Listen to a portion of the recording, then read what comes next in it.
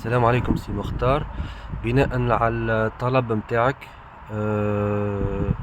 بالنسبة للمشكلة متاع الرالونتي في الفيديو السابق، قلت لي صور لي الخراطيم معناها اللي داخلين في لابومب مضخة البنزين. دونك عندنا هذا يمشي ديريكت لل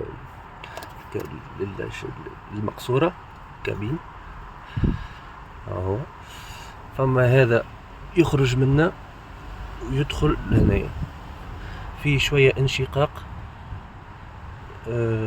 ما نحيته وعاودت ركبته وما صار حتى شيء للرالونتي.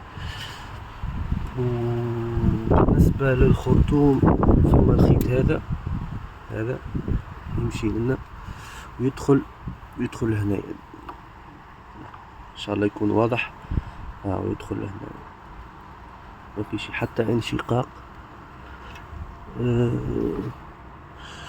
عمري ما مسيته الحقيقة.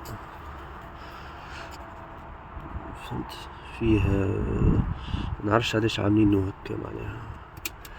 فوالا، اما هذوما معناها، وبعد فما هذوما كوابل الالكترونية بالتالي هذوما.